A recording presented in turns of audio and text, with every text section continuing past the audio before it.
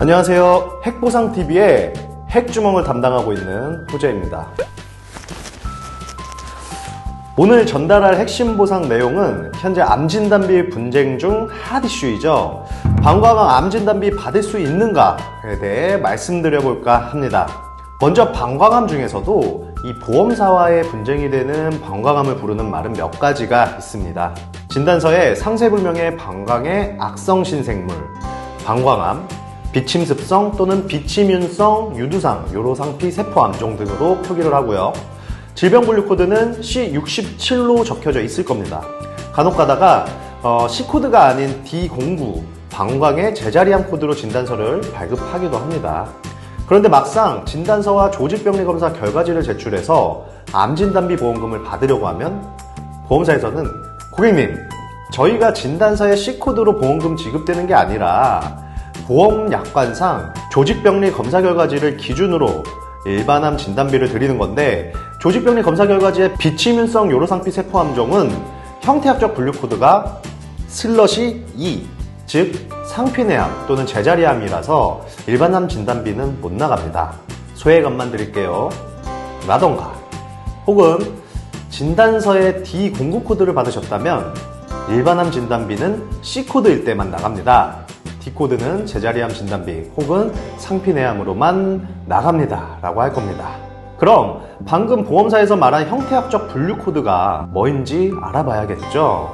우선 암은 한국표준질병 사인분류 KCD에 따라서 악성 신생물로 분류되는 병변을 말하는데, 더 자세히 들어가서 이런 병변이 어디 조직에서 왔고 어떻게 행동하는지에 따라서 형태학적 분류라는 걸 각각 부여합니다. 이때 C코드라고 알고 계신 악성 종양, 즉 암은 행동양식이 /3, 경계성 종양은 /1, 상피내암, 제자리암은 /2, 양성 종양은 /0 이렇게 분류가 됩니다. 보험사에서는 결국 진단서의 C코드가 중요한 게 아니라 조직병리 검사 결과지에 나온 비침윤성 요로상피 세포암종 이라는 조직의 행동양식이 악성암을 뜻하는 /3이 아닌 상피내암을 뜻하는 /2이니 못 준다는 거죠. 아니 그럼 의사가 아무 이유 없이 C코드를 줬을까요? 당연히 아닙니다. 법원 소송 판결에서도 말하고 있지만 비침습성 요로상피 세포암종은 비침습성이라고 할지라도 고등급 방광암의 경우는 저등급 방광암에 비해 15에서 45% 진행암이 될 위험성이 있어서 조직 병리학적으로만 얘기하기는 힘들고, 대부분의 비뇨기과 임상의사들도 /2보다는 /3 분류기호에 비중을 두는 경우가 많다는 의견을 가지고 있어서 C코드로 진단서를 발행하는 것이죠. 소송 판결 중 내용을 한 가지 더 말씀드릴게요. 저도 보험사와 분쟁을 하면서 꼭 얘기하는 것 중 하나인데요.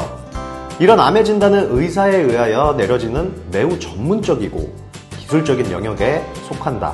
진단 내용과 진단 절차에 대해 과정이 현저히 부적절하지 않았으면 의사의 견해를 존중해라. 따라서 병리조직검사 결과 보고서를 토대로 임상의사가 병명을 진단서에 기재했다면 그 진단은 확정되었다고 봐야 된다. 좋은 말 할 때 보험금 지급해라. 네, 지금까지 이렇게 세게 얘기해놓고 이런 말씀드리면 김 빠지실 테지만, 반대로 활발히 분쟁이 되는 만큼 소송에서도 보험 소비자가 패소한 경우도 많이 있습니다.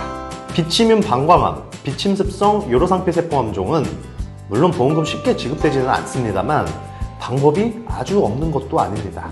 주치의 소견이 가장 중요하다고 생각되고, 의학적 소견은 어떻게 받느냐에 따라서 결과는 천차만별로 달라질 수 있다는 점도 기억해 주시면 감사하겠습니다. 오늘 핵심 보상 내용도 유익하셨다면 구독과 좋아요, 알림 설정까지 부탁드리고요. 핵보상TV의 호재였습니다. 감사합니다.